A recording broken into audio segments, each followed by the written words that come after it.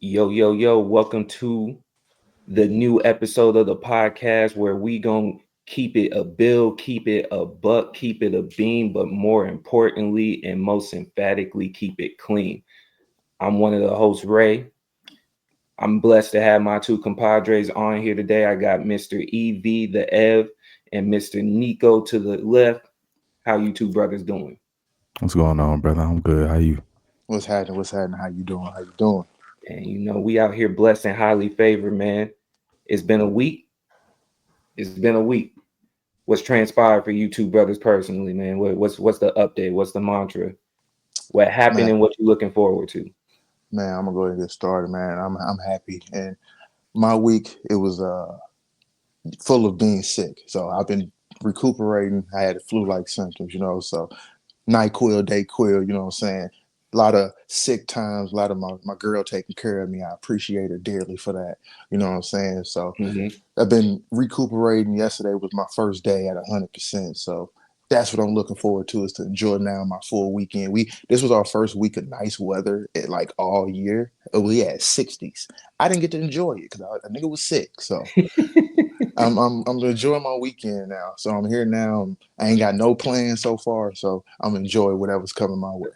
Are you one of them brothers that because some of us are like that. When you get sick, you just it's a complete shutdown. The weakness turned out. You need to be baby. No. So what it is that I'm one of the people. I'm gonna fight my hardest to not show that. I'm gonna be honest, Okay. and it's one of those things where it's like the one time I did have to show, and so what it was that just a nigga, my body was just shutting down on me. And I had to just lay down. And my girl saw me. She just like, don't worry, just rest. I got you. It was one of them times, and it was like, okay, yeah, all right, cool. So I tried not to, but it's just the body. We human. Sometimes you just have to, and sometimes your body just tell you shut down. That boy Ev said, "I'm not sick. Not me, I'm dog. not sick. I have a cold. I'm not sick. You said what? Prideful You said what? sickness is crazy." I'm dead. I don't shut down. I'm definitely gonna go to sleep though. That's Oh, that's and my. that's my thing. I'm being honest, I'm bro. go I to sleep. slept as much as I could. This was a beauty. I ain't realized I could Man, find this much time to sleep. oh man, I know for a fact because I'm one of those. If I sneeze too many times in a row, straight to the store. We buying the product, man. I made a whole concoction. I'm in the kitchen mixing. I got a quill. I put some type of mucinex. I'm letting it dissolve in there. I'm just Hmm. letting it simmer. Hmm. We going to bed at 8. Nah, for sure. Man. All right, what about you, Nick? My week was Past cool, week, man. what you looking forward to? Uh, it was cool. I didn't do too much. I was just work. Work was regular. We started the real promo for the pod. We got the first episode out today. So shout out to Mm-hmm, us. Hand clap for us. mm-hmm, Uh, yeah, that was the most of my week. You know what I'm saying? Figuring out the clips, reacting to the clips, to people's reactions to the clips. Man, had And me getting shot at all week. you was bugging. You was bugging. I tried to tell you, you was wilding. This man get me shot at all week, bro. Hey, Wilding. Like one of the but we comments. gotta keep it clean. I'm gonna keep it clean for real. If we being honest, upon further review, Big Sean did have the better verse on Holy Key, but Smoked is crazy. That's all I'm saying. Smoked is crazy, but he did Hey, have man, the better verse for sure. We're not see, rolling still. if we have to count bars just to give the relevancy of it, but what killed me was one of his mans in the comments said, "I can't comprehend what he was saying." I was like, "Nah, not a shot to the intelligence." Yeah. See, and that go back. Shout out to Rose. Rose is on vacation. Rose is in Tahiti right now. So shout out to our Shout boy out who's to here Rose, Shout man. out to Rose. having a good time.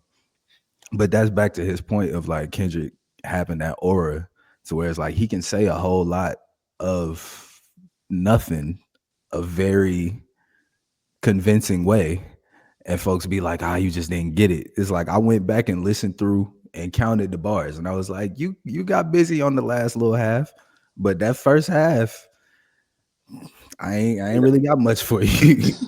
See, what really surprised me was I think on the cool, it's a mix of where Kendrick is right now to where he you I think it's an interesting thing to see that he's been clearly moved into the non-slanderable topic. That was my biggest takeaway from the reactions to that clip. Because before the Drake beef, it was like, man, oh, you wanted them, you like them lyrical spirits. Like there's people that appreciated them, but to see that crowd widen like that aura, yeah, man, it was definitely like on the gram, folks was rolling with you. Folks was like, yeah, talk that shit. But like on TikTok, they like, TikTok, I was getting cooked.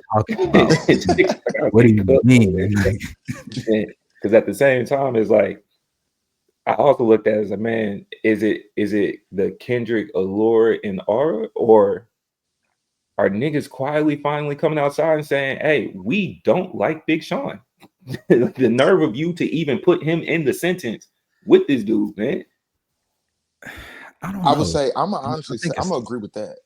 I would say it's the first part. I think it's the aura piece of where it's like the moment of where bruh is, the culmination of all of it is kind of at a place to where it's like, bruh been doing this for too long. We not rewriting history saying he ain't smashed cuz on the verse when he did. But it's like when you really sit back and listen through, it might be a little closer than you think. It might be a 10-9 instead of a 10-7 type. And you see, and I think that's what it is. That's why I say, Ray, I think it's the second part. Because for me, I think back then, honestly, I think back then when Holy Key dropped, I think it was looked at more closely compared of the two verses. Like I think back then it was like, it's a, hey man, they both did their shit. You can pick who you want, but more people are leaning Kendrick. I think now, because of who Big Sean has finally became, and who Kendrick just now really became over the past year, and now niggas are going back to Holy Key, is now a wider region of niggas don't like Big Sean at all. You gotta think, nobody listened to, I don't want to say nobody listened to, but everybody was just, you said what you said. Everybody was just crapping on his last album, therapy raps. Right. That tells you where Big Sean is universally. But it's funny, when you go back to the Holy Key verse, it's therapy raps. But that's the thing, though. It's the perspective of who you are. And then you got to also think about who Big Sean and Kendrick were in 2015. They were still neck and neck, really. Let's be real. There wasn't no big three then. And that's why I hate that topic. It wasn't no big three. It was hey man, these three are the guys who are going to be those guys, but you still got Big Sean, Wale, Crit all following up right behind y'all asses. And mind you, Sean was just off Dark Sky Paradise, where that nigga was holding the keys a little bit too, because that was his magnum opus, how everybody looks at it. That's true. And you also looking at it, that was post Control verse, and you knew Sean felt the way. You knew Sean felt the way. That was their first link up since. So because obviously I feel like we can't prove it, but your instincts will tell you they weren't in the studio together for this track. And right. And so obviously now I don't know whether or not Khaled told them that they both gonna be on the track together. I don't know how that went. But there was an approach that was taken from Sean, and even within the context of that album, you had a lot of the major players on that very specific album. Cole had his own record, Drake had his own record. You had Sean and Kendrick on there. I think Wale was featured on one of the so you had Future and Hove. You had one Future and Hove. Like you had the major players participating in that particular record. That's why. Even when I say it, because I'm still gonna double down on that stance. When you're looking at who was rapping and who was doing what, Drake kind of got away with giving us a little sing-song rap, right? He didn't have to go in there and do what he did. Cole came in and rap. Nas came in and rap. Hove talked to Drake on that album, bro. You feel me? So it was still during that time of everybody's being competitive, and that's why even for me, it's like it looked crazy. Like it in the midst of the context of the conversation, it looked crazy. You stepped in there, everybody's trying to bar up in some way, and you let the mans that you had an issue with kind of talk to you, Yeah. No, yeah, for sure. So speaking of big hitters and everything, y'all's man went out there and canceled the tour, man. How y'all feel about Drake shutting down the rest of the Aussie tour? Whose man? Y'all's man. Whose man's? Atlanta's man. You gotta Oh, stop yeah. this Oh, okay. bullshit, man. You gotta stop. I'm not taking no bullets. It's not meant for me. Atlanta's man, bro. You gotta stop this. You have to, Hey, because man. you're not wrong. You're not wrong. Hey, Atlanta has stood by, bro. I don't want to make this personal. You was just with, Drake #1 Hey, we not Okay. doing that. All right. We're not doing Repeat it. that. No. We're not doing Repeat it. that. Repeat it. I just want to make sure the people in the back heard. I Not won't. doing none of that. I won't. We're not doing any of that. Okay. What happened? Is this your first Panda break? Is that what you're doing? Yeah, this is my first Panda break. Yeah, for sure. Panda break. We only get 2. You using it early in the episode, bro. I'm gonna throw the flag down. That's 1. Woo, that's tough. All right. Hey, hands up. you got to be in it. You got to be in the That's chat 1. to know that. You got to be in the chat to know. Yeah, that's 1. We gonna. But so your man's went down under, and the tour went down under at the same time. We're finding out that he gonna reschedule some dates. I don't know what this means. Me neither. I don't know what it means. We don't really have a reason yet. They say logistics. And I don't even know what that means, because if you planned this out months ago. Yeah, I think they said something about a scheduling. Yeah. Or something like that. Scheduling conflict. It's like this tour has been planned for a while. So how did we miss that? Like who was checking the calendar that missed that? Oh, you're on tour that day. Like what? Right. Yeah. So that, I don't know. That smells fishy. I don't know about that. I don't think it looks good in, just more of the aftermath of what he just went through last year to get through the tour, some of the actions on the tour, and now the tour is canceled. It's like, you just can't catch one, can you? Like that's kind of how I saw that. I was just like, you can't catch a break right now. I don't want it to come across as shooting him bail, but I think, quite frankly, man, dude is just tired, bro. Like, because when you look at these last few years, even before the whole B situation, he has been on tour after tour after tour. And I'm sure at that level, you got ways of trying to recuperate the energy. You got ways of trying to get some type of rest or whatever the case may be. But then you got the physicalities and then the mental toll that a tour already has. Because even we know he one of them, despite of how you might feel now, he one of them, he liked to run across the stage. He liked to be involved. He doing a lot of that. And then if you got sold out tour after sold out tour and you doing it night after night, now add the additional mental toll of the world trying to talk to you in a particular way, man. I think dude is just flat out tired. I know we spoke on it before. This would have been one of the moments, bro. Just stay quiet for a little bit. You could release songs, you could release an album, but right now, it may not be the time for you to do that. When you think he told us after I think it was the tour he was on with Cole, the For All the Dogs tour, like when that was coming towards the end, he was saying like, I'm about to take a break. I got health issues type thing. Like, and then it was like, you went right back on tour. Matter of fact, I think he did that twice. I think he did that. Matter of fact, I think before Cole, he did that.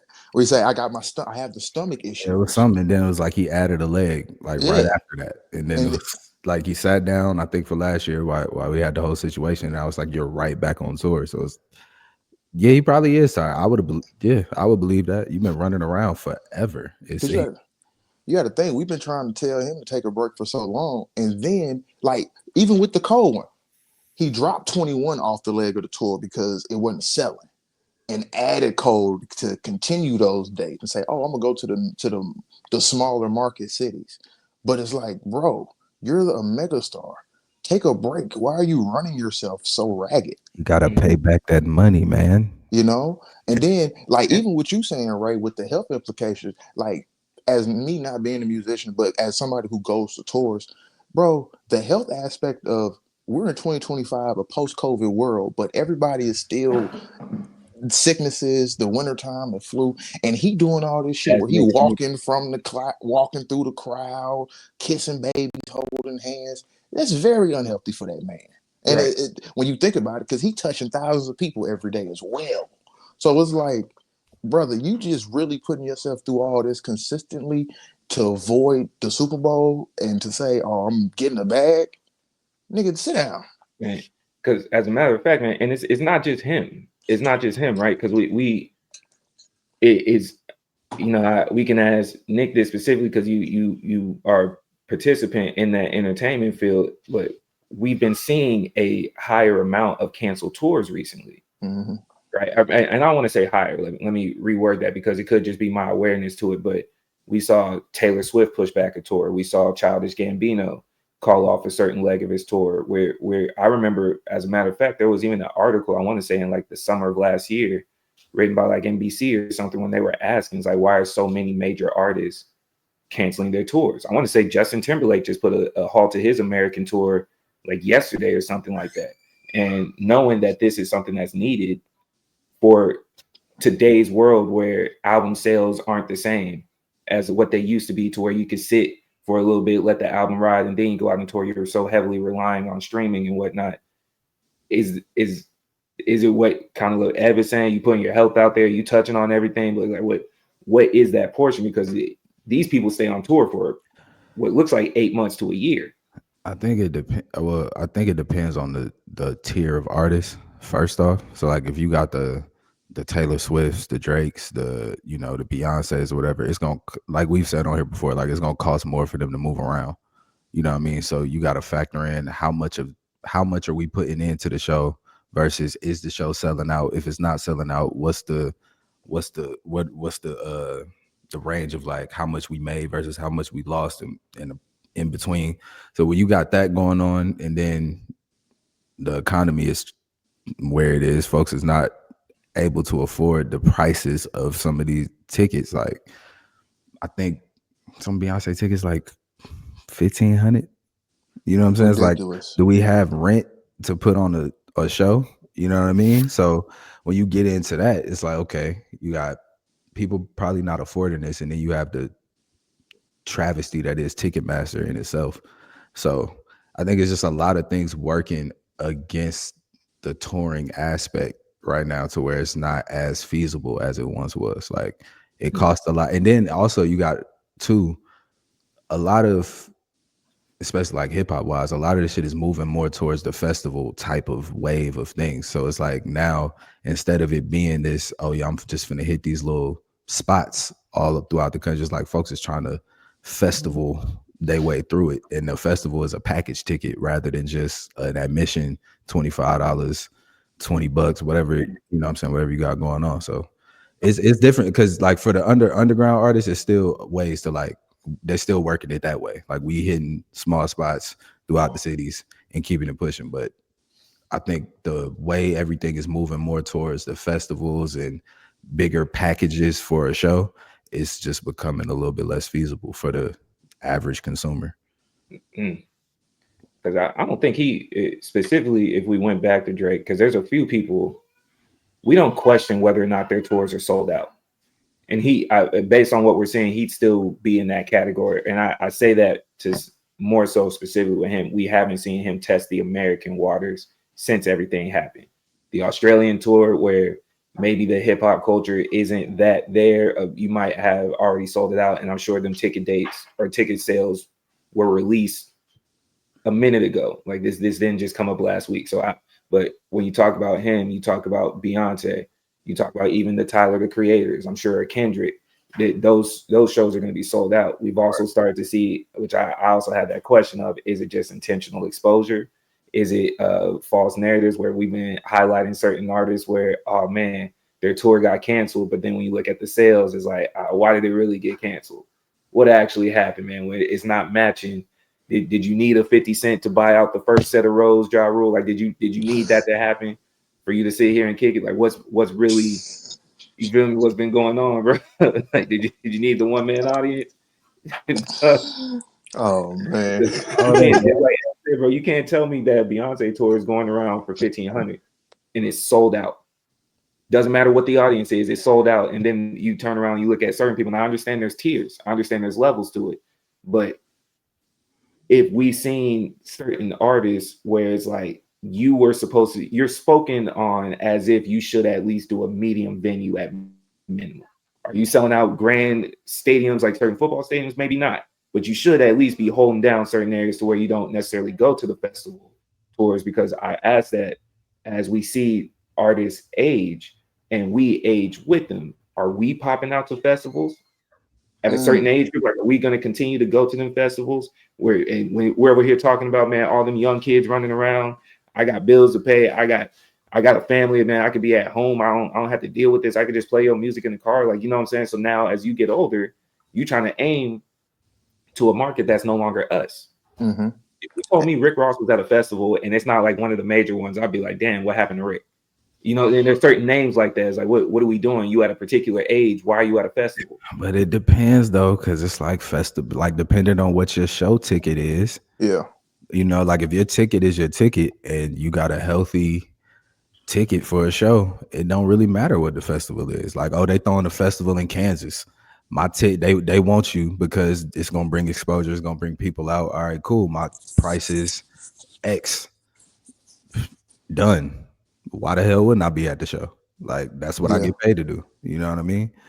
Branding, at least from the fan perspective of it's cool that you got your money, and I never want to hate on somebody adding to their pockets. At the same time, if it's not like a Coachella, a Summer Jam, you know, those festivals of that tier, just what do you? But you gotta think about the fact of like, okay, let's say it's not one of the bigger ones. It might be an up and coming festival. Now, if I bridge this gap early and bring in a certain amount of people to this festival, I might have just got a ticket from these folks for the next 5, 10, however many years they run this joint. You know what I'm saying? So it's like you got those too, where you might become an ambassador for the festival. It might become your festival. Yeah. Like type shit, depending on how you work it. So I think a lot of like, I mean, it's tough to do in hip hop, period. But a lot of the judgments that we run around with, like with some of these artists, depending on the moves that they make, a lot of the times we don't know the ins and outs of what they're doing.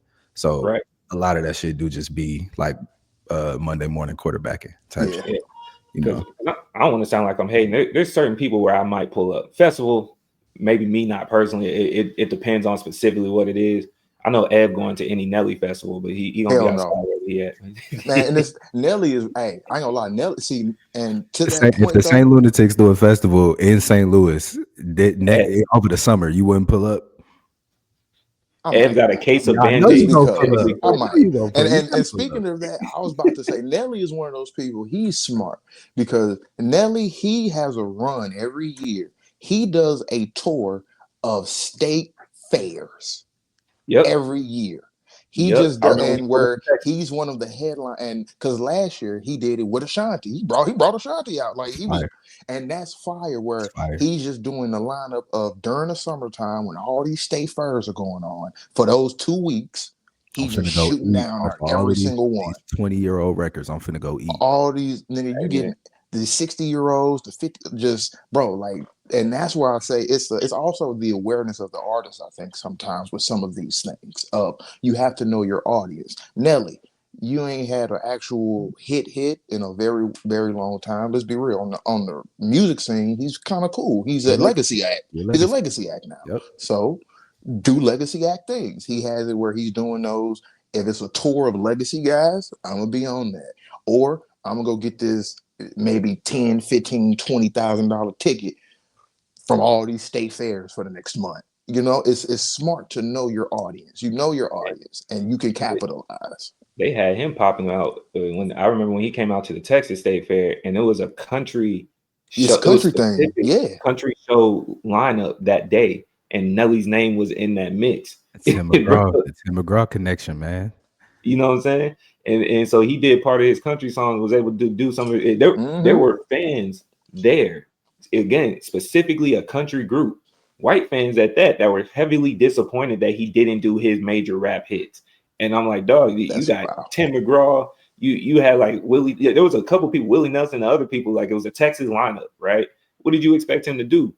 But to your point, I gotta give him his credit, because if you're an artist and you understand what you're doing, because he told you outside, man, ain't no president ever invite me to the White House, so he clearly did something. He tours have been working. I just forgot about that. Don't remind me. Ain't nobody called Nelly. Ain't nobody called me, man. Ain't nobody called me, bro. Ain't nobody calling me. Oh, that might be one of my favorite interviews of the last few years, bro. Oh man. All right, man. So still in the entertainment industry, we gonna put our cap on for Capo, man.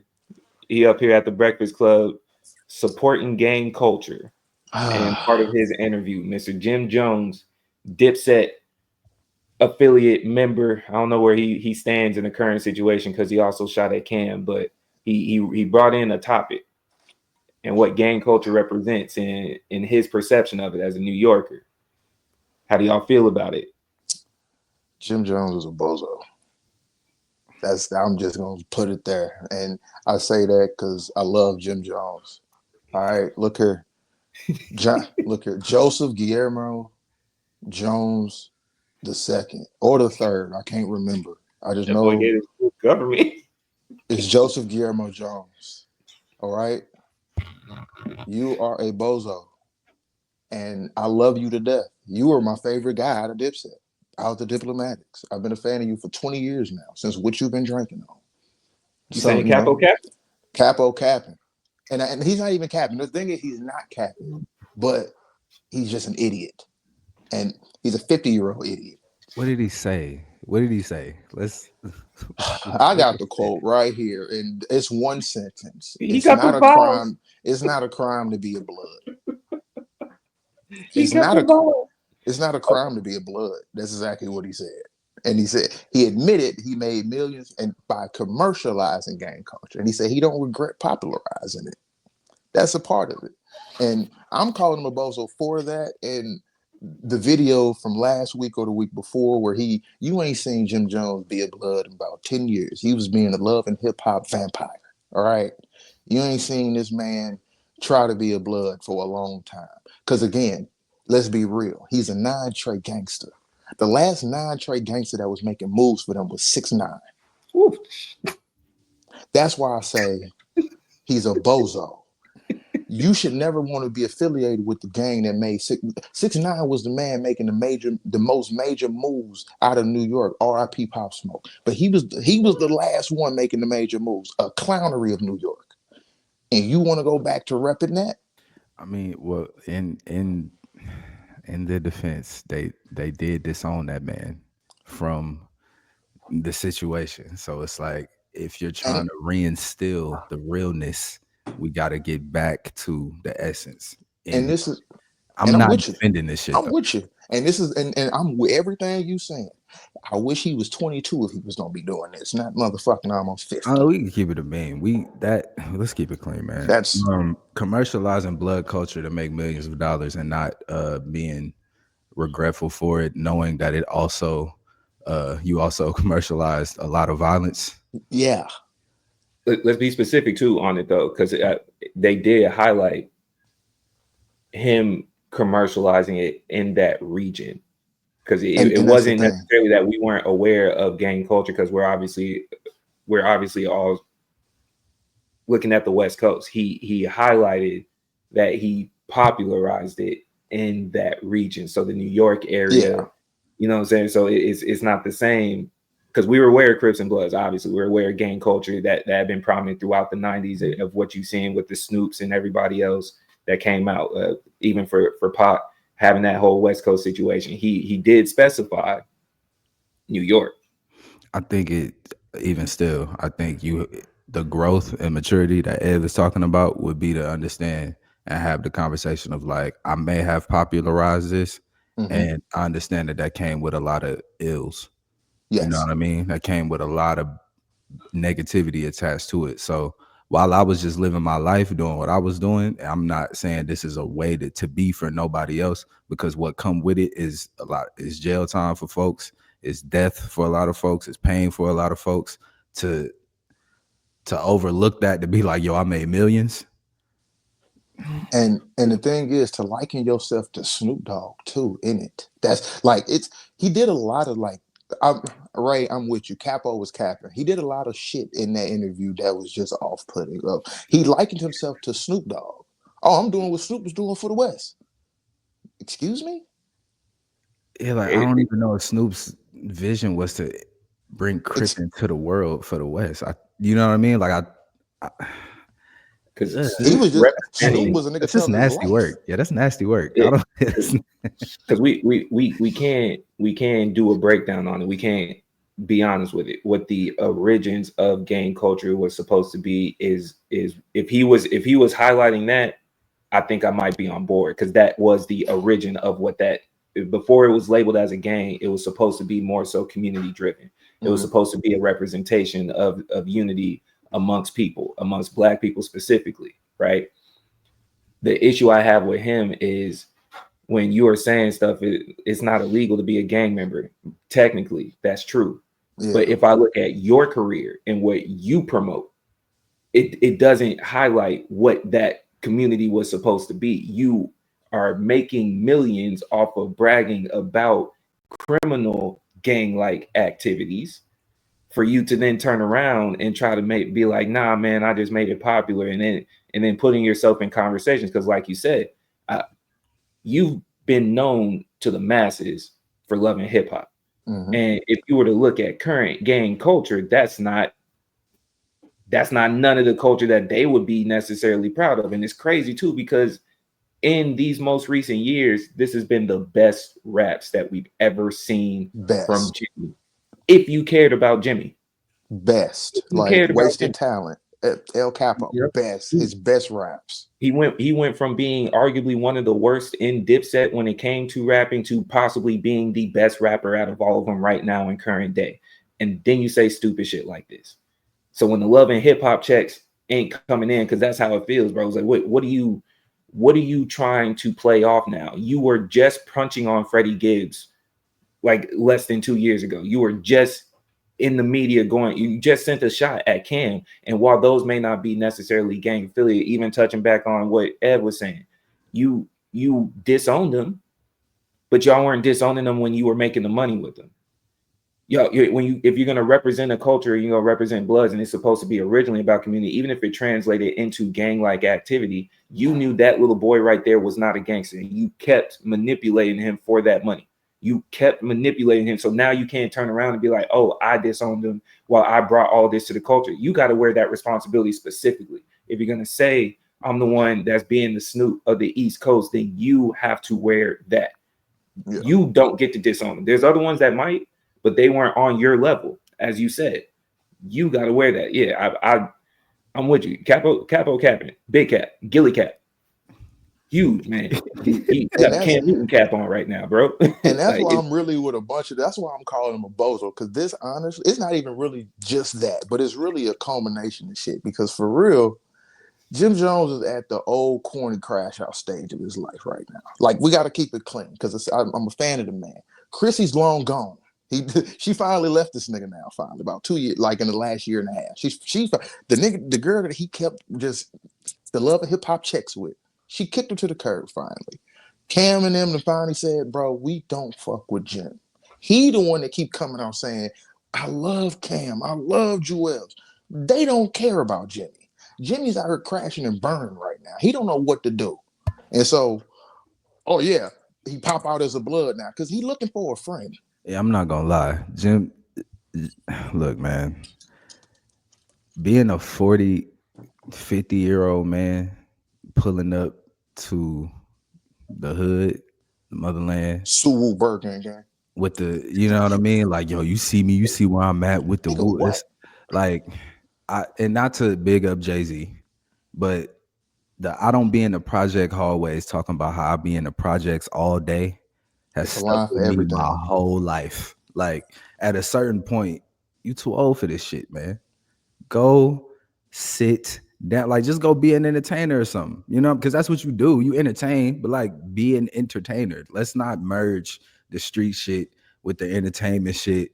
And we 50, bro. Like Jimmy would be the perfect rap comedian. He would be the greatest rap comedian, bro. All of them could. And that's why I rock with the Cam move, because it's like Cam moved into a different space and used his same talent of entertainment and branched off. It's like we are seeing a lot of that in hip hop right now with people getting older. It's like the same as in sports. It's like folks move into the media aspect. It's like, okay, cool. Folks figure out they play, figure out they move, and they find a way to get into it. I think Trick Daddy had a cooking show. Yeah. I think so. You know what I mean? So it's like at a certain point, bro, you got to get off of this bullshit, man. We're not like, dog. My dad is a grown man. We're not gangbanging anymore, bro. Yeah. This is over with, bro. If you want to gangbang, you have to leave my home. Like you have to get away from me. Because why it makes him a bozo, and here's why I want to separate him and then actually touch on the culture. Hey, Jim, and your current relevance right now is them bringing you back up twerking in the camera on video. That's your current relevance to the culture. They got gifs, whatever you want to call it, of you twerking in the background, and that's your claim to fame right now. As you try to shoot at your man's that's made his own successful podcast, as you continuously stayed in the back of irrelevance in the verses when it became you versus the Locks. Nobody cared, unfortunately, about you. You weren't the star of that show. You weren't. Jim Jones got first, 2 records. third. You got 2 records. He got 2 records. Got 2 records. Okay, so cool. So when we get into it, especially after most recent events that we've seen, especially after we are looking at the many deaths that we had that had some type of gang violence that are associated to the hip hop culture, that are associated to just the gang violence in general, for you to say that doofy statement is wild. Where now we're in the era of being more productive, even for those that are affiliated. Like you said, Trick Daddy got a cooking show. We seen Snoop been transition. Snoop still will shout out a set and still be doing something with Martha Stewart at the same time. With Snoop was at the Olympics. At the Olympics. So when you talking about you popularize gang culture, what specifically did you popularize? While we see other examples that are still trying to be a part of it, even all the way down to the newer era of the Kendrick Lamar, bringing everybody out on stage, representing unity, and then making it more so back to the original ties of community in the first place. You want to tell me, a person that most people don't even readily recognize, when they think Dipset, you are not the first person. So for you to say you popularize it, I'm not saying whether that's true or false. I didn't grow up in New York. I'm not saying to take that away, but even within your own set, there's names that are more popular than you and have been more popular than you for a extensive period of time. You have represented violence, and that brings the unfortunate eyes to it. It's not illegal. It's not a criminal activity to be a gang member, my guy. We know that, but that's what you promote, and that's where the problem is. I understand, man. Capo, Cappin. We have to get back to that portion of dictating what the community is going to represent, and we've seen those that have been doing it. And truthfully, I'm tired of losing those, whether it be to a RICO case all the way to them being transitioned on from the current life that we live in. Man, I hate that. Rest in peace. I wish Charlamagne would have Charlamagne in that moment. That's the time I needed Charlamagne to Charlamagne, bro. Oh yeah, Charlamagne ain't Charlamagne in a while, bro. Charlamagne been. Hey, but yeah. No, that's not true. That's not true. He did a girl that was suing Lyft. He brought her the chair. He brought her the couch. The couch. Probably sectional.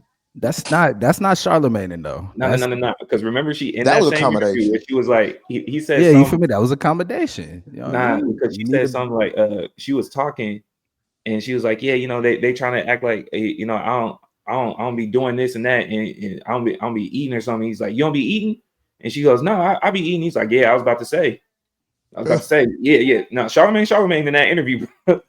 He said in that same interview, he told old girl, he said, hey, so because she's a rapper too, if you were in the 1v20, did you be the 1 or would you be the 20? And yeah, man. Nah, Charlamagne's still in that bag. He's still in that bag, bro. We needed you right there, Charlamagne. We needed you right there. 1 or the 20. We need you right there. So now, hold on, before we interject real fast, because it's one last thing about Jimmy that was in that interview he said, and y'all both made light of it. Now, Nick, how many hits you said he had? 2. Cool. He was talking about the verses. In that interview, that man said that he wanted to line it up with 50. Why? Why would you do that? All right, I called you a bozo. Yourself? Jimmy, you are a goddamn liar. Jim was wilding. His last hit, I was in middle school. Like, and I'm telling y'all, I fuck with Jimmy on a street, like on rap shit. Your last hit, I was in, I think, the 7th grade, nigga. Balling. Pop I was in middle champagne. school. Pop champagne. I was a freshman in high school. Like, all right, let's go 2 or 3 that's years. what I'm Like, saying though. But like, yeah, I don't.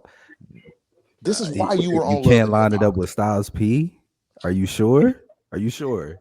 And the crazy part is because when you listen to Pop Champagne today, it sounds so terrible. Hey, nah, You we're can't not listen doing to that. that. We're not doing that. We're not doing that. I'm sorry, can't. man. We're not doing that. Pop champagne It go crazy. sounds Ether boy, sounds that shit go wicked crazy. today. Listen, man. How we ball in the club? I know you hate it. That shit go crazy. Are you shitting me? That shit is crazy. Let's do away with all rhyme brows. They didn't even respect you enough to give you a solid video production, bro. It was Hey, look, we gotta be honest. All the videos back then was bad. man, that one. All the videos back then was bad, bro. Yeah, The mid 2000s, like if you go back and watch like them Young Money videos, Yeah, they had them folks they in were front of the green screen or in front of just the one background. Like y'all all just get in front of this one background and rap. Like what's that video? The Eminem Lil Wayne Drop the World video. Terrible. yeah. Oh, I can't remember it. Damn, I can't remember that video. They just got them back to back in front of the green screen. Oh God.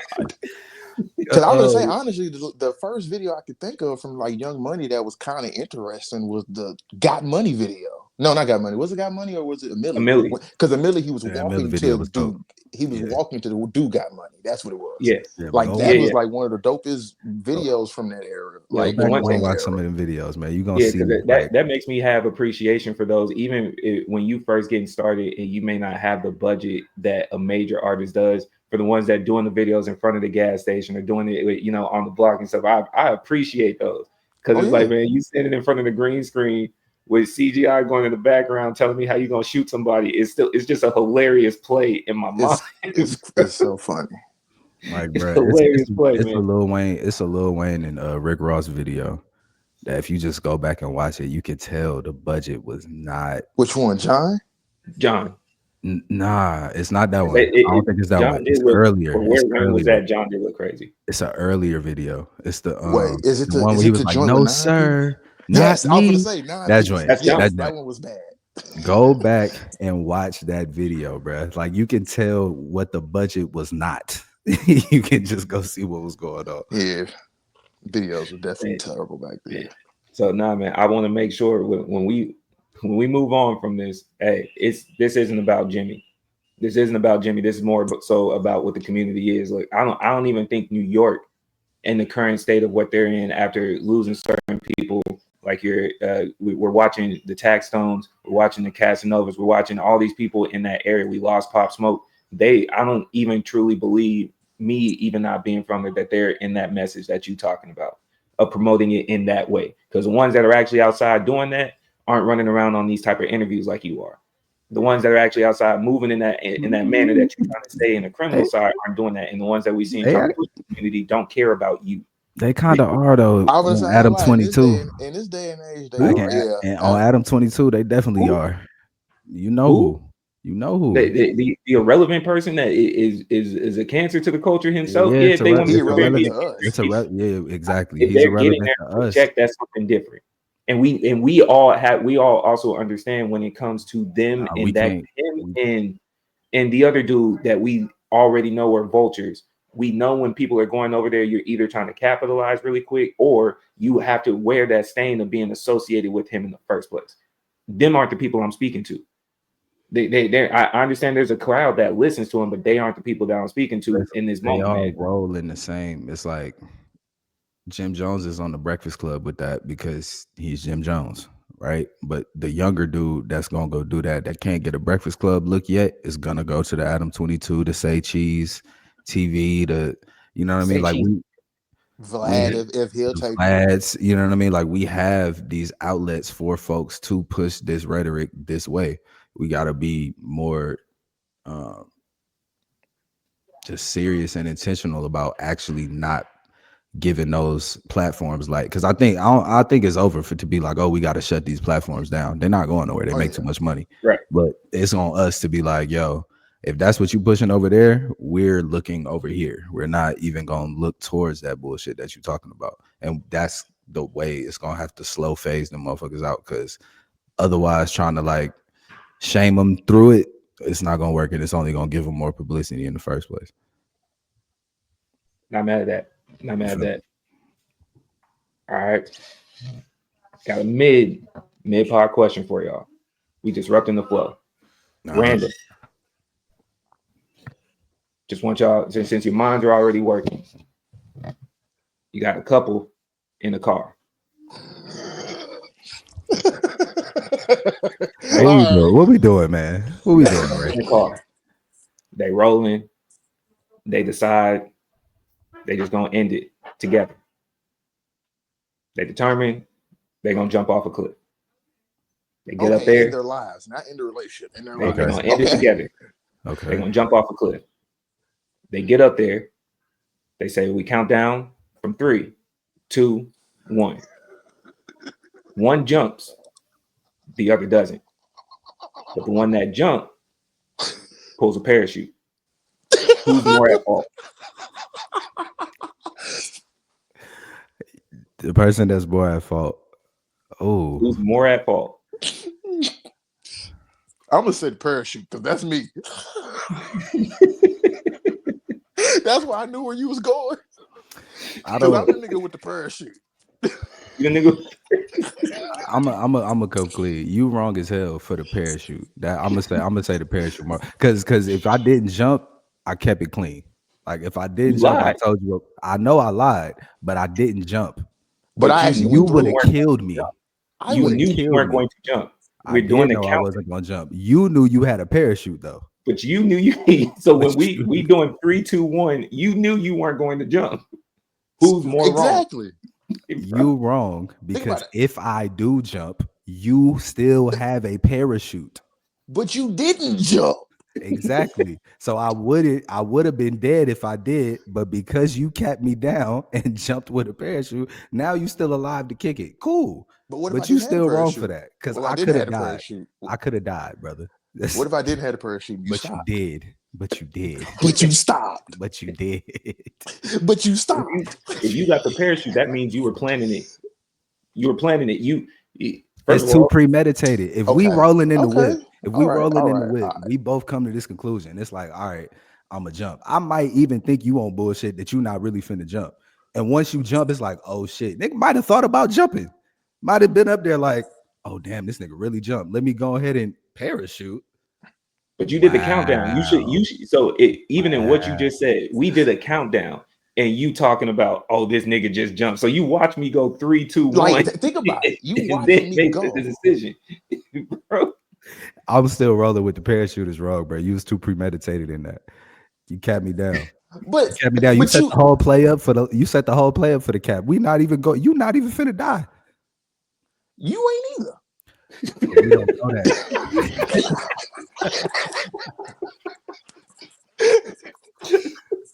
Like that's what. Hold on. Think about it. But people, what I'm saying though. People, what I'm saying. If I'm in the whip, if we in the whip, and it's like, yo, it's a dub. We finna get up out of here. And I know for a fact in that moment, I already have a safe fail for when I jump off of this joint. I'm already setting you up for the cap. Anything like all you could be thinking is, damn, I'm really finna. Yeah, it's over with. I done played on all of that emotion to finally get to the cliff. All right, bro. 3, 2, 1. I got buyer's remorse. I actually don't want to kill myself. And whoa, neither did you. Hold on, fam. What we doing? Hey man. Look here. When you jump, if you got that parachute, you still have the decision to save yourself until you hit that motherfucking ground. That's what the parachute is for. And the fact that you did, and you didn't tell me. What if I get 75% all the way down? You know what? Hey, the parachute ain't gonna save me as much because it's too late, but it's gonna soften the blow. So here we go. If you ain't got the parachute, you've already agreed. If I jump off, I'm done. Right. I ain't fully agreed to be done when I jump off. The parachute is giving me the decision still. But you did in that car. In the car. No, that car was 50-50 still. No. My next question would be, who's more justified in being pissed off? If you gliding on the parachute and you look back and that nigga's still there, or you the one at the top? If you on a parachute, I'm on that cliff losing my mind. Are you crazy? Check it out though, because this is how I'm looking at it, right? Y'all on a cliff, y'all get out the car. y'all gotta run and jump. If you're not, that means you stopping yourself from the jump. You slide in the rocks while I'm over here jumping over, bro. You Nah, have some thought in this we shit. could have This said is we could crazy. be standing. Do you He realize added the how? whole context to it because That's it why doesn't I'm matter rolling. which way. It doesn't matter if you standing at the top and you do a countdown or you sprint it up. Either way, you knew you weren't gonna do it, bro. And that's what But for me, so like, did you. You have a parachute. You hold have a on. Hey parachute. You man. thought it was a backpack. That's not your business. Bro, you You weren't thinking capped right. me down, bro. I'm not rolling with that. You was capping. Like that's my thing, because I'm visioning the nigga running and stopping himself and and I'm in, stuffing his shoes in the rocks trying I'm not to envisioning fall, nigga and I jumping done off. tumbled over. They done jumped off that cliff, looked back, seen they was by themselves, and pulled the joint. Coming back up like Inspector Gadget, goddamn me. They jump off and was like, "Oh, word." Okay, so I'm glad y'all had different answers. Nick said he not jumping. Ev, you say you got the parachute. I got a parachute. So you I ain't got the jumping. parachute, right? Imagine that bitch didn't Your girl work. did this to you. Nick, you stood there, your girl jumped off with a parachute. Now y'all gotta walk back to the car. What's the first thing said once y'all hop in the whip, bro? What's the first thing you said? I ain't gonna lie, that's a crazy thing, bro. Welcome back.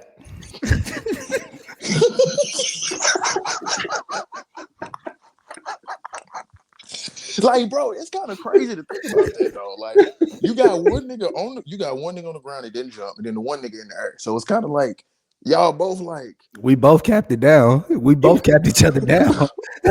Hey, welcome back. We back rolling. Because the way I look hey, at it is, y'all have to be together for life now. Logan, we got to. Come Have to on. be We together both just for life. lied about ending it. We gotta rock out now. They're like, all right, well, we both obviously really want this. Yeah, you don't want to leave me, and I You don't don't want want to this. Because I know my petty ass. I'll be in there like, couldn't die without me, huh? you needed me, is what you're saying, bro. That's a You good point. needed me. She gonna run back out that car.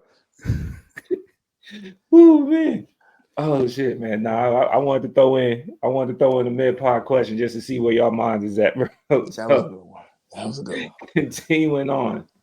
And I hate to transition into something that has a little bit more of a somber mood, but is vague. We talk about it, and we're all for the protection of people. How did y'all feel about the list, the Epstein list rolling out? I ain't care. Yeah, not really. Okay. I didn't find out nothing I didn't know. And a whole bunch of it was redacted. So I was like, what are we really doing here? I think I couldn't even focus on the list. I got more caught up in, it's like, well, why now? Like why didn't you do this when he first got hemmed up? Why didn't you do this when Ghislaine got hemmed up? You know, they pushed her narrative, and then she quietly got sentenced. I had to go back and research what actually happened to her. I didn't know she already caught her 20-year sentence.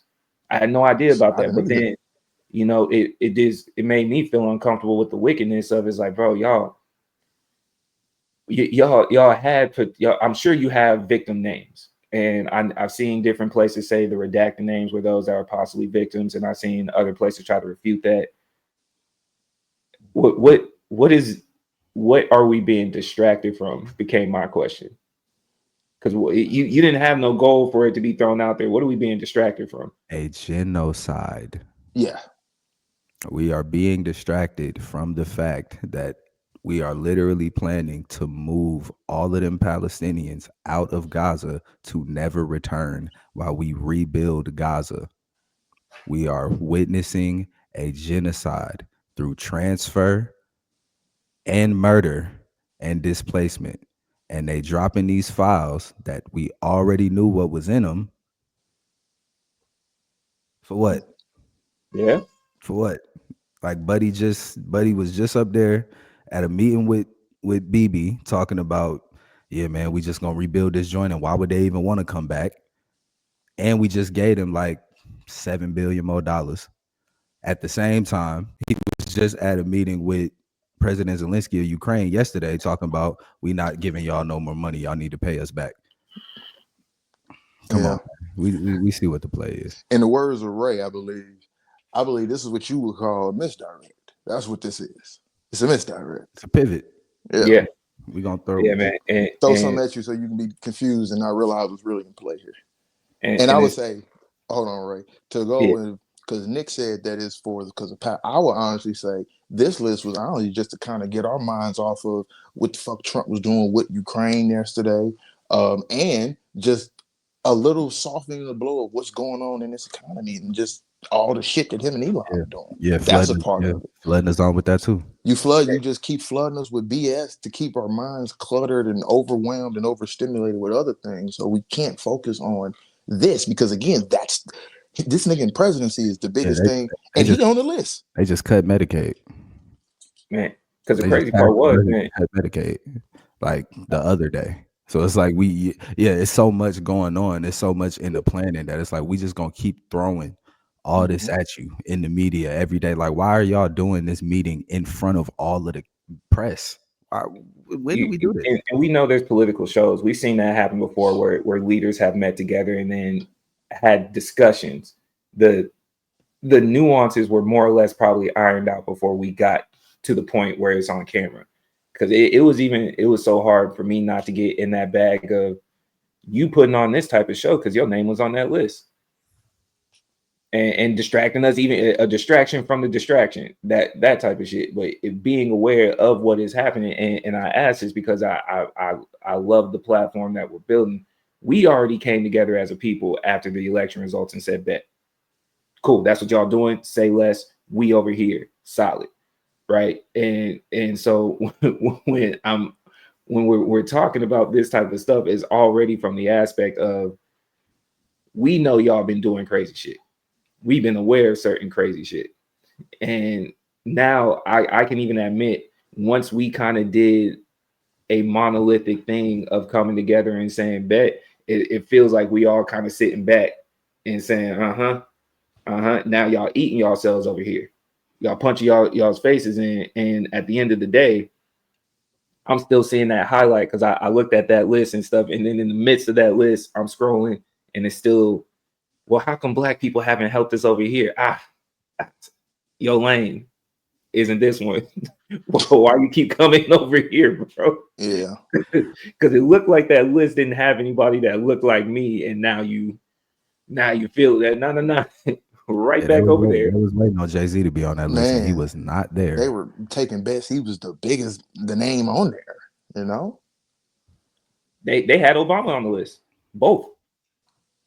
They were looking for Obama to be on the list. I remember when they were speculating. And to be clear, because I genuinely don't believe, even if I was to heavily focus on it, I don't think this is a complete list. I don't.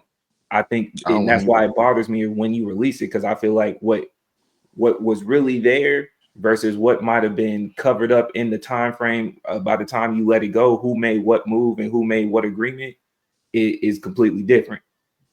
But if we going off of what you presented in front of me, it don't look like you had a lot of us to buy into. So as we eat this popcorn and we watch y'all do this buffoonery and what Nick said, you do have a clear genocide going on. When we looking at what the military play is and understanding why Ukraine is so important, but you having to bully people like that. But it is something that does need to be at least kind of spoken about to an extent. Oh yeah.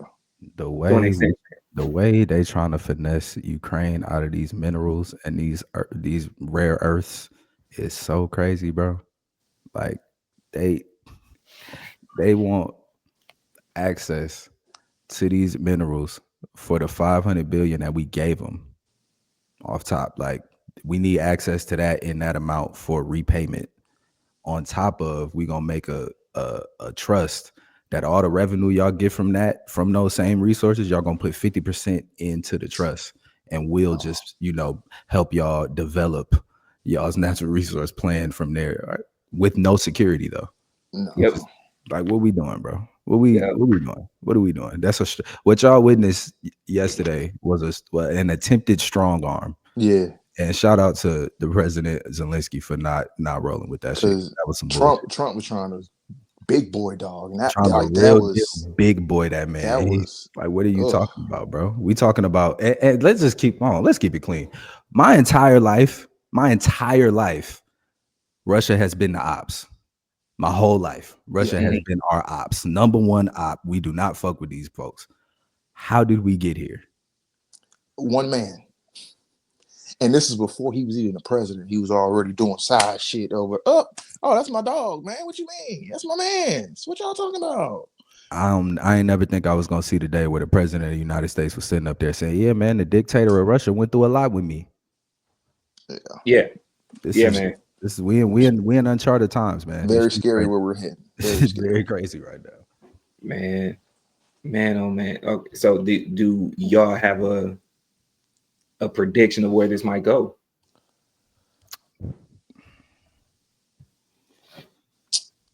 Honestly, I'm be honest, man. I don't, because I feel like I didn't predict that we could get to here, I don't want to doomsday us out. and that's why I like. I don't I want to don't know. doomsday us out, but the only place I see it going is there. The only what I can put it in is biblical terms. Is nigga, this is Revelations, nigga. That's just all I can do, and I don't want to go there. I don't want to I doomsday don't us want to out. go But it's there. like, bro, we talking about too many world powers at play. We talking about access to natural resources. We talking about trade wars with countries that have more access to those resources and run those supply chains. It's a lot that they trying to get done, and the way that they going to, like, we looking at Buddy damn near cook all of our international relations at the same time. Mm-hmm. I don't know where it goes from there as far as like once you do cook them, but I don't see it going anywhere good. You're gonna be all by yourself, and then to regain those those allies, you're gonna have to put your money where your mouth is. Then, and I mean, you've been giving it away freely anyway. Now having to do about force to get think about it, it's gonna have to now be an even more transactional relationship after it is destroyed as much as it will be, to where, hey, we need the same way you trying the big boy Zelensky, they're gonna do you, or they're gonna do the next regime that's trying to fix it. And that's where it's scary. I will say this, man. In the motion of us kind of banding together inadvertently post the election, I'm not bought into the fear mongering right now, and because it's two things on it. One, we knew this was going to happen. We knew that some type of show was going to be put on, whether it's real or not. We have to wait and see how it happens. We've been here before with this particular president, and we saw what the first 90 days looked like. A lot of stuff being thrown at the wall. What sticks? We have to wait and see that play come out. I say all that to say is, like, not saying that it's not going to be bad, not saying that it's not going to be good. However, I'm proud to say I've seen a collection of us saying, man, but I want to make sure my people are good. That's all I care about. I want to make sure my people are good. And I understand that because we have had many different opinions on what it should be when we represent our people and whatever the case may be. But I'm seeing a lot more people at peace with themselves, more specifically. And that peace with themselves has been enough to at least continuously show and spread love in the midst of a lot of what's going on. There's a lot of people that are quick to jump on and ready to shoot down and do whatever the case may be. But in the meantime, I've been seeing a good amount of community, even in real life, when you go outside and touch grass, that's even starting to permeate a little bit into the internet world that people are so heavily invested in. Whether people choose to participate in it, most of the times that's not us. I've been seeing a lot of us spread a lot of love and awareness, man. And so I understand the severity of what it looked like. I understand the ignorance of what he clearly displayed. And my prayers will always be with the Palestinian people. But I'm seeing love, and I don't want that to be lost in the translation. I've been seeing a lot of love from the community. Oh yeah, man. And I would say I personally think in times like these, man, that's what you need the most to get through it and to make sure you have somebody to make sure you're going by it. You got to double down on love, compassion, community. I think that's why we talk about those things, that all those moments is that the community building is the necessary thing to grow forward. Hell, when we think about our old times, when did they community build and grow?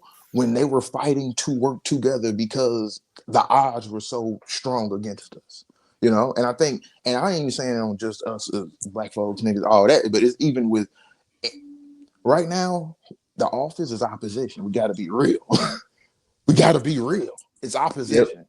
So everybody like gotta kind of double and triple down on, and we say love, but it's just generosity, kindness, compassion, empathy. It's just you got to kind of double down on that, because now is the times where if you don't have it with what's going on, this is the time where people are crashing out. This is, and I'm not even saying crashing out of like doing something that's going to get you in jail. I'm saying crashing out mentally, just because it's so much at stake. Yeah. And it's like, That's this is the time you need that. That's kind of where I wanted to push back slightly on what Ray was, or just the sentiment what Ray was saying as far as black people kind of seeing the election results and being like, yeah, we gonna kick it. We can't afford to do that. We cannot afford to sit back. I don't think we kicked it. I don't think we No. kicked it. I'm not saying. I'm saying like the idea of like, well, I voted, I did my part, y'all deal with it. We all still have to deal with it. Like regardless of who voted where, not regardless of who voted where, because who voted where will tell you who you need to build community with. But going from there, we don't have the luxury. We cannot afford to check out, cannot afford to sit back, or cannot afford to be like, you know what, I did my part, y'all gonna have to fix this shit. The work is still there to be done. Granted, we ain't gonna get thanked for the shit. Stop looking for thank yous. Just do the work to get to a better position in life. Like not in life as far as like, oh well, I'm unaffected by these ills. To a better position in life to where these ills are less in mass and not affecting so many people. We need to try to dwindle that shit down rather than try to, earn our way out of poverty to where it's like, oh, I can be unaffected by it and not have to deal with it no more. No, let's try to eliminate the poverty. Let's try to actually feed some of those folks. You know what I'm saying? Because if that was a possible interpretation for anybody that's listening, that's not what I'm saying at all. Because I also want to buy in and highlight the fact that I have not seen a lot of people check out, but I have seen a natural inclination to already check in more than what we have been doing. And it's not to ignore what has been playing out. What has inadvertently happened was us as a community have been already doing the check-ins, but the check-in has become more prominent and definitely more noticeable. So I don't want that to be shrouded in what's going on. The inadvertent results of the election when it comes to the other communities outside of ours is the enemy of our enemy has become our friends. Right. And that now, so while we're seeing the people that didn't vote for him or the people that did vote for him joining up, realizing it was a cook. People already knew it. People are just now catching up. And so now you see that motion going on at the same time. At least specifically with us, it's been a buy-in to we're continuously building. And in the efforts of us building, just like you said, we're not looking for thank yous. And so I want to highlight them portions too. We're not sitting here looking for thank yous anymore. That buy-in to the community has just inadvertently happened in a monolithic effort as we continue to be our own people and other people are joining that wave. What those results are, we'll see. But in the midst of the buffoonery and the tragedies that are happening, I do want to give a highlight to we've seen a camaraderie that's been forming. Yeah, and things starting to merge together, man. And I want to build to that too. For the folks that did vote for him, that's figuring out that it was all some cap, all some bullshit, and it's coming around to that realization. And for the folks that didn't vote for him and already had that realization, as tough as it may be, those are the people you can build with. Yep. Those are the people that's that's getting an understanding of the play. And if you go back through history, you go back, look up your rainbow coalitions, that was working, building coalition between the Black Panthers and different parties around, where they was working to figure out, hey, we don't all have to be at the same protest together, but if it's anywhere where I can do something that'll benefit you and you can do something to benefit me, we'll be at that together. Outside of that, y'all focus on what y'all got going on and we're going to figure out what we got going on. But this moment right now, where the same folks that voted for bruh and the same folks that didn't vote for bruh are all figuring out, or the folks that didn't vote for bruh are figuring out that it's Cap, and the folks that did already know can bridge that further. Don't use that moment to be like, I told you, motherfucker, because all of the shit that's going to come from it, you still going to have to deal with. Yep. Because in the meantime, barring a dude passing away, we still got a lot of years left under him. Oh, for sure. We're just getting started. Got a lot of years left under him, and the I told you so. The I told you so is already naturally playing out, and I know a lot of people that are invested or have invested into fighting that battle to prevent this situation from happening in the first place, right? And it's hard not to, and it's hard for me to even say you don't have the right to say that, right? You get what I'm saying? It's hard to even say that because I don't even know if I fully believe in that ideal. It's not me. That's not the person that I am, because I don't think you win, but to carry that energy and try to run with it for the long term is not going to be beneficial. If you have people that are in the transition period, then you take advantage of those people that are, that sounded crazy. You take advantage of the opportunity to build with those that are in that transition period, bro. Because you had, hell, man, he came in January. We already wrapped up February. We're just getting started with March. You had about 60 days to fire off the I told you so. Yeah, like at this point, it's time to get to work. We got to get to work now, bro. Yeah, like definitely. We see what's going on. The shit is hitting the fan. Planes falling out the sky. Let's figure out how we can navigate through. It's fucking crazy. Come on, man. It's just wicked. Man. Them folks fired nuclear. Folks fired the nuclear team and said, "Oh wait, we need y'all." Like it's just nasty. Jobs in peril all over the place. Think about it. Jobs in the government are all in peril because of that same. The people that man needs, like, and it's everything is shaky, every single thing. So that's why I had to work with who you need to work with, community build, because now is the time. And for us, it's always, we look at within first. We look for ourselves first. We protect ourselves first. But now it's a true time where everybody, dog. Know your neighbors, man. Go figure out who your neighbors is, and go figure out what they may need. Go let them know what you may need, bro. The individuality. And I don't even want to. When I'm asking this, I don't even want to like make it too much of a like a heavy deep dive. But I guess in that transition from kid to adult. Mm-hmm.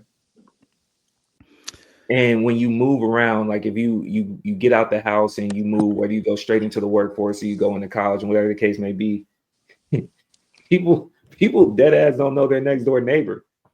Like that's so wild to me. Yeah, in essence, man, I tried to introduce myself.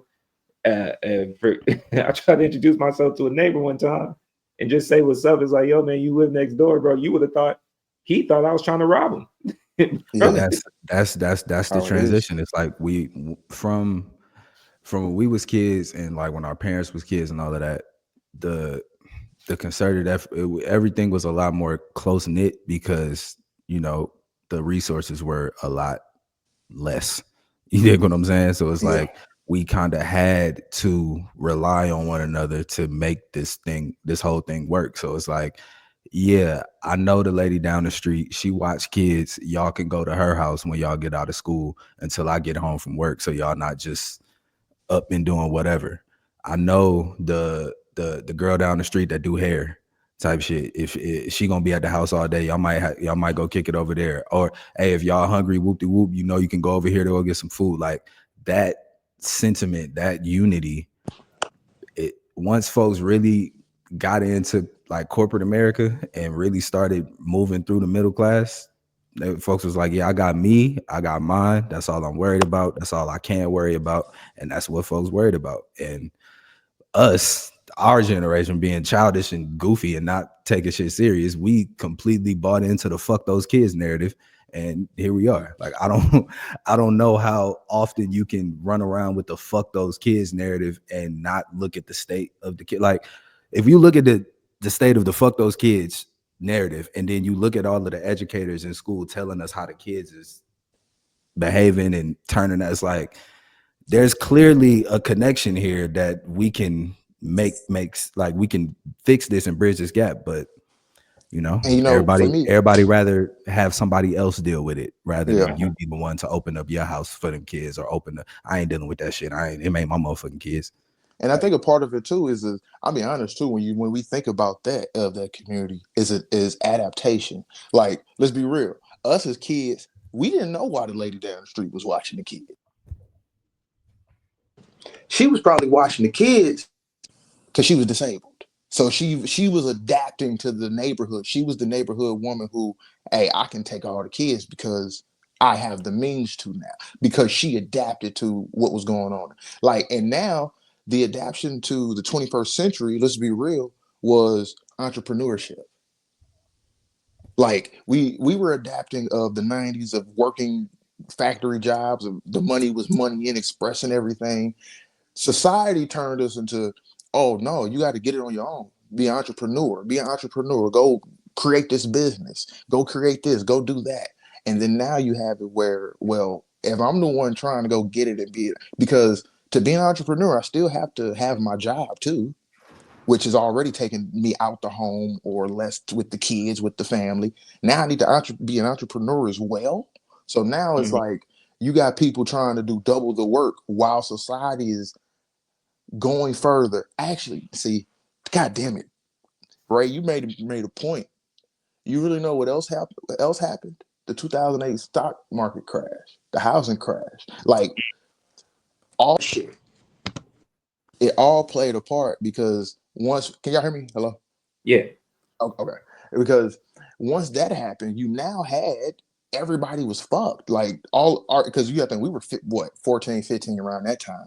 That was the first time when that generation of college kids and those adults and our older adults, our parents and shit, that was the real first struggle that happened after 9/11. And this struggle was affecting pockets completely. Everybody getting laid off, everybody getting stopped. You gotta say fuck them kids. Because if you don't say fuck them kids, you're gonna kill them because they're gonna starve. Yeah. And that's the craziest turn. Like, and that's why I say it's one of those things, like, society created this. Like, I don't think it was a person thing of we turned of fuck the community, fuck the kid. I think society and what capitalism was doing in certain ways forced it to be like that. And it's very unfortunate. And then you want to say, oh, well, how can you fix it? It's one of them situations where it's too late because capitalism continues to just get stronger and stronger. And then you just throw in every other major disaster that happens, and it's where you can never get back to that common ground because you have us growing up through it now. Because you got the kids who grew up through the stock market crash. And it's like, oh, well, I had to see my parents do X, Y, and Z. So now I saw that trauma on them of something when they were completely financially capable, but now they just lost it all. So now I'm seeing this as 14, and then you got to go forward of how do I grow out of that and not be that? And then you're now instilling your kids, because guess what? To not be that, I got to be the loner. I got to get that bag. I got to out earn my way out of poverty now, literally, because it's not even poverty. You fighting society. You're not fighting just poverty now. What if another fucking crash come that sends me back into poverty? Yeah, you trying to set yourself up to not. But that's what I was saying, as far as like trying to set yourself up to be unaffected by the ills of society and the poverty and all of that type of shit. It's like you trying to get so much bread that you can protect yourself and your family, when in actually I understand it, but in actuality it's like, dog, that's not gonna fix the problem at It's large. and that's the thing. It's a thing where That's kind of where I leave that one. it's a personal game, but a communal dis game.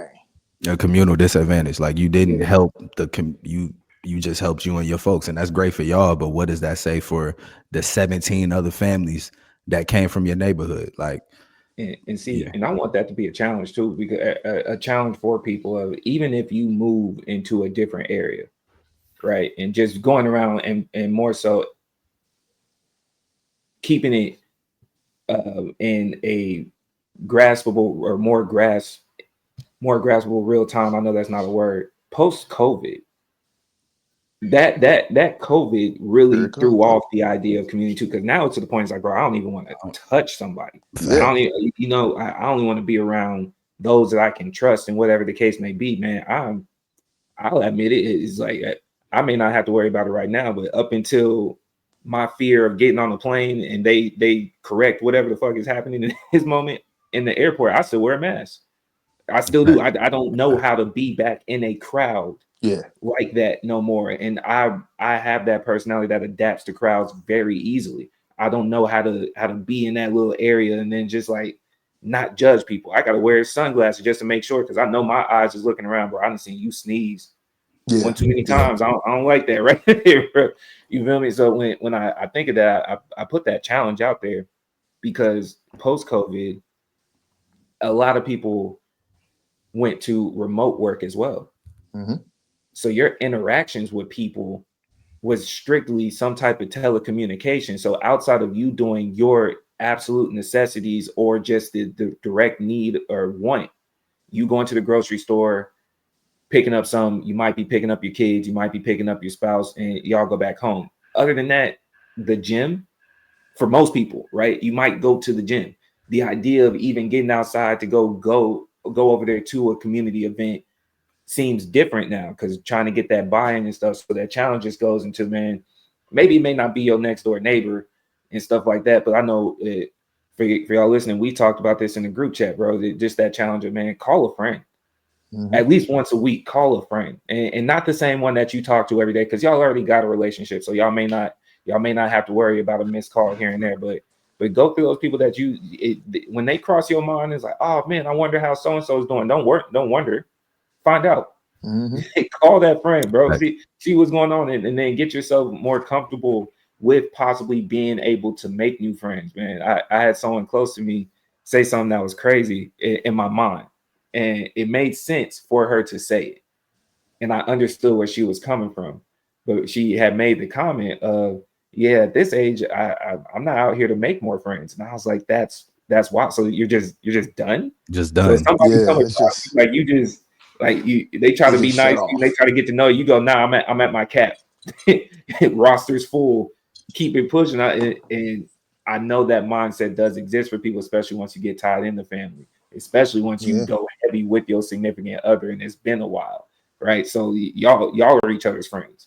And y'all, whatever friends that she has, you might have, and then whatever friends you got, she friends with them, and then that's the community. But it shouldn't necessarily stop there, bro. I challenge people to try to get outside a little bit more, try to break that mold, because we done got buried in the internet. Go touch grass. Yeah, man. Yeah, bro, go outside.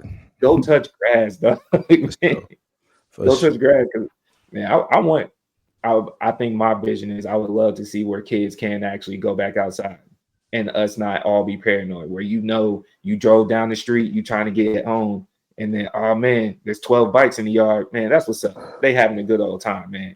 Yeah. Oh, definitely. This is when I sound old, bro.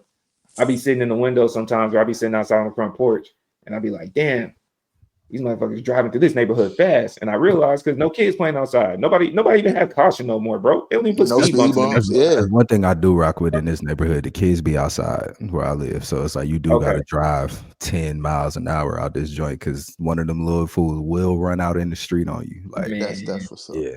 Man, I'm the school bus rolling by doing 30, bro. Yeah, that's like, crazy. just You tumbling. need to I'm you like, need "Oh, to get that. You need to get that bus number and report Yeah, them. That's hey, exactly. man." that's That's wild. when I knew I started sounding old, bro. I was about to go steal my pops' glasses and throw them on, bro. Ray out the window, I knew like I was out the Like, old, who bro. is window in the this? blinds. What y'all doing? Yeah, man, Ouch. I'm washed, bro. I'm washed. But now we talking about childhood things, man. Someone asked me a question, and I didn't have an answer for it, and I haven't thought about it. So now we in real time.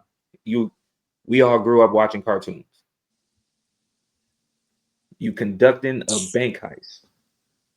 Who are 5 characters you running the gambit with that you know you getting away with it? 5 Cartoon cartoon characters. characters? And they specified it has to be Nick, Disney, or Cartoon Network. Because you can't go get no heroes and stuff like that. And I Okay. said fair. So they put parameters to it. 5 cartoon characters. Bugs Bunny. Dang. That was my first one too. I'm going Bugs Bunny off top. That's me off top. We going to name the whole 5 or are we going one by Name one? the 5. Okay. Who's your 5?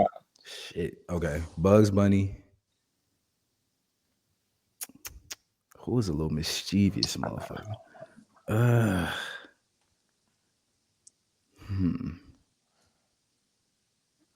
Damn, this is tough. That's tough. I don't know if I got a 5. And I'm not gonna hold you. You wear glasses, so I have high expectations for you. Ah, hell. Fuck you. Bugs Bunny, the dude with the glasses from Kim Possible, because we gonna need Buddy. We gonna need Buddy that got need the an digital IT guy. play. We need the digital You play. need an IT guy. You feel me? Jorgen Von Strangle. Cause we gonna need the muscle. Okay. We gonna need the muscle. And Andy got magic on his side. He can just poof us up out of there. You dig what I'm saying? We need that. Let me see. Do I got another 2?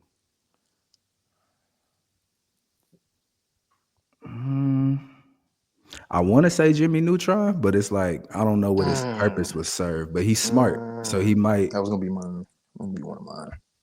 I'm gonna let you. All right, I'm gonna let you have it. I'm gonna let you have Jimmy No. Neutron. All right. I'm gonna let you rock. I'm gonna let you rock. I don't know, but I got a 3. I got a 3. I got the muscle. I got a 3. I got the muscle. I got the IT guy, and I got the most. Well, yeah. I got the most cunning, slick. You know what I'm saying, dude? I could think of in cartoons. Bugs is the GOAT. I'm goat. You feel That's me? true. Yeah. Goat. So I'm like, for sure on mine because I had that one. That's the only one I had in my mind. I would say I had Bugs. I got Eddie from Ed, Edd n Eddy, bro. Schemer. Yeah, bro. I got that. Eddie from That's Ed, Edd nice. n Eddy on the squad, bro. Number 4 from Kids Next Door. Doing the punch on anything.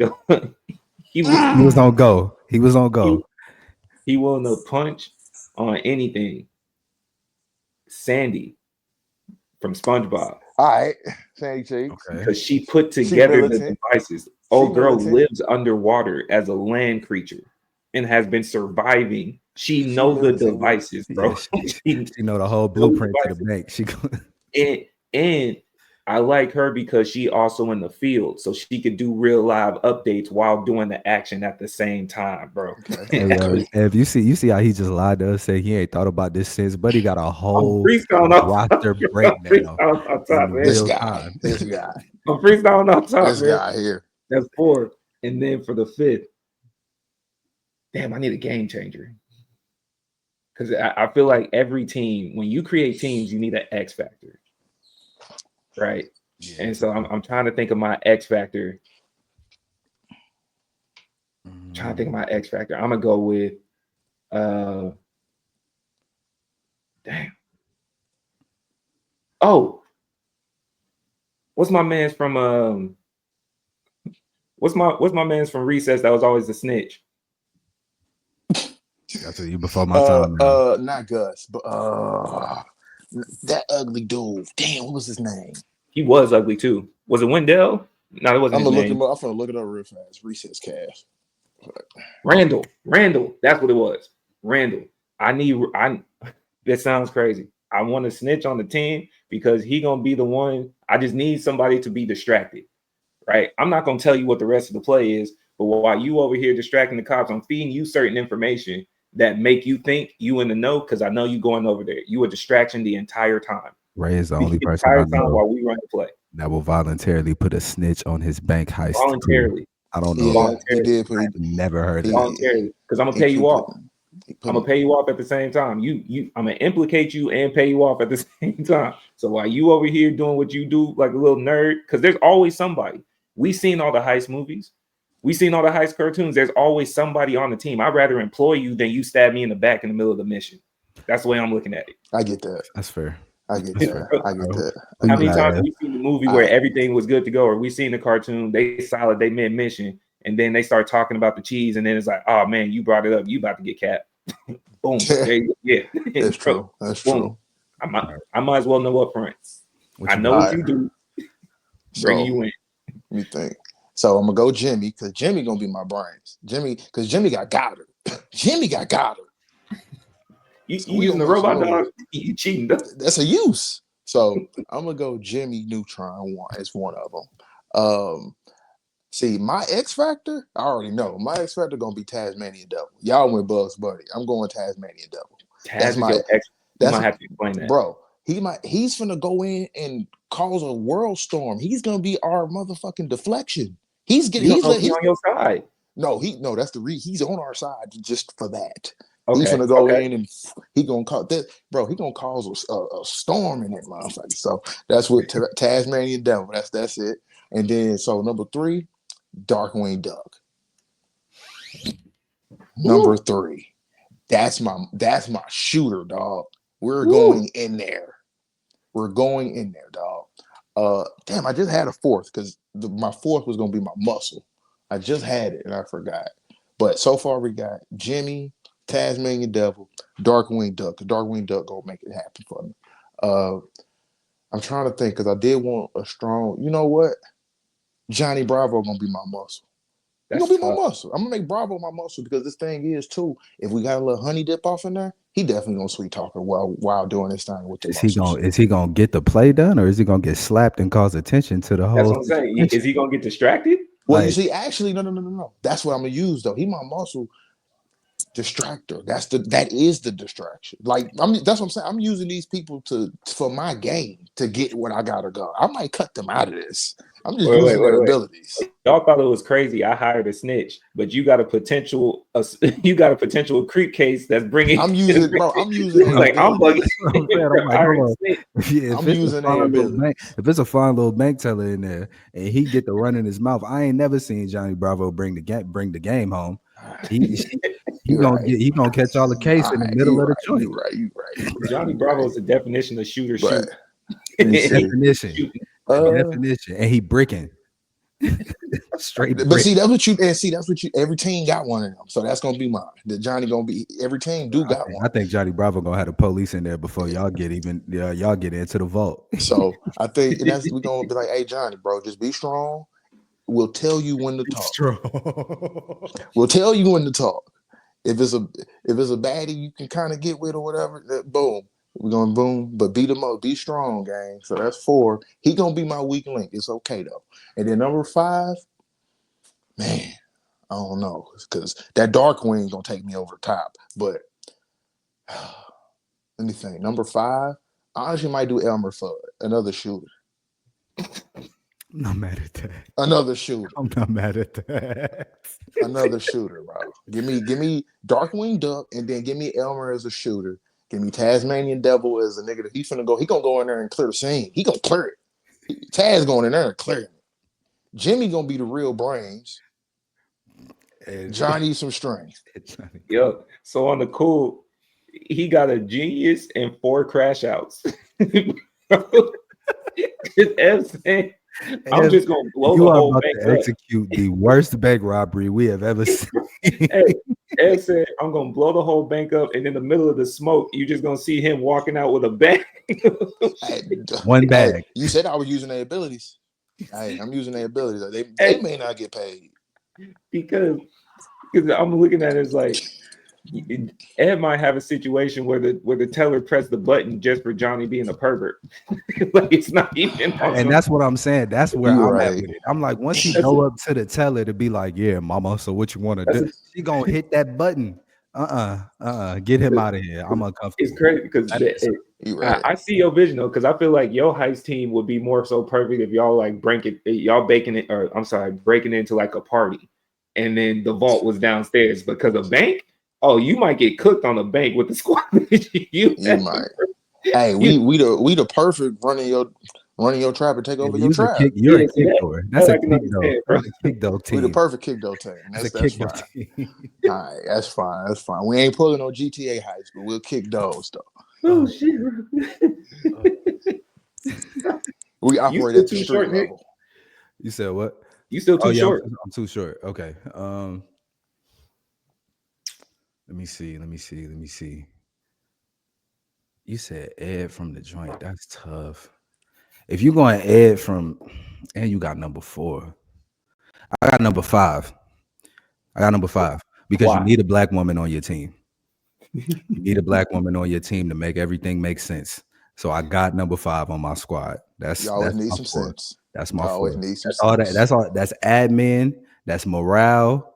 That's and that's gonna get motherfuckers together. Like, hey, we got a job to do. And she got the clear to just really like do what she need to out do on everybody when they fuck it up in the process. So because on the cool in that squad, she really could have easily been the leader. If not, had moments where she was the leader. Really, when you rank it up, it's Bugs, her, or her Bugs. But they both got Bugs is Bugs, bro. Like I can't cap Bugs now. It's okay. So I got number 5. Let me see. What do I who I and got? For the record, Sandy's black. I just want to be clear that y'all know this. Sandy's black. Yeah. All right. Just make sure we all on the same page. Let's see. For my last one. The last one, what I wanted to XJ9, the teenage robot. All right. Because we need to stand off with the police. And when SWAT get cracking, you need that cannon. Either her or Cyborg from Teen Titans. But either which way, I need to stand off with the police and we getting it cracking. So yeah, that's my 5. So you're not even trying to get away. You want to stand. Nick just told us he wants to shoot out. Bugs is how we get away. Bugs and number 5 is how we get away. They process that. Bugs got the tunnel underground, and he gon', you know what I'm saying? He gonna pop up with the carrot. We all good. That's how she a sacrifice. No. I'm saying Bugs has the play of how I'm talking about XJ9. Yeah, XJ9 guys are gone. Oh yeah. You gotta shoot. See, that's what I'm saying. See, Bravo, you gone. But it's not even like I'm really losing a life because you a robot. So it's like you know what I'm saying? Like I'm chilling. So again, I just want to run it back. Y'all was judging me for hiring a snitch, but both of y'all's plans involve a police shootout anyways. It's a bank heist. It's a bank heist. It's gonna be a cop. It's gonna be a shootout. You gotta always have one. There's always gonna be a casualty. You know the standoff coming, and when the standoff come, I'm gonna either need XJ9 or an Autobot. I'm gonna need somebody in there that's gonna clear the whole street out, and we just gonna get up out of here. Look, so for those listening, I want to be clear. My only potential felony charge was robbery. Actually, they done added multiple sets to their list. Let me go back. It ain't gonna be XJ9. It would be probably an Autobot because I need the shootout and we gotta leave. You dig what I'm saying? So we gonna hop in that whip, the same whip, and we get up out of there. I get that. You got a tunnel. Either or. Y'all overthinking it. Bugs on my team. I got a tunnel. I don't need a car. Bugs on the squad. That's a fact. I got a tunnel. We got a tunnel. I do got a tunnel. Shout out. I was saying something crazy. So this has been Keep It Clean, the podcast, because we got to talking tunnels. I was finna say something crazy. This has been Keep It Clean, the podcast. We appreciate y'all for pulling up, man. It's been another week. We will see y'all again. We popping back in here next Saturday. Joints is gonna be dropping on Tuesdays moving forward. So we here, man. We appreciate y'all for tapping in. I appreciate y'all for rocking out with us. And for sure. And if any of y'all that are listening, y'all got a potential topic that y'all think we can do, let us know, because we also do one-off episodes as well, man. And much love to y'all and appreciate the feedback of the motion. And as always, y'all stay out there, keep it clean. Find your Pine, find your Fabuloso, find whatever it is that you need, and keep it spotless. Keep it clean, man. Keep it clean, man. Y'all have a good one. We out of here.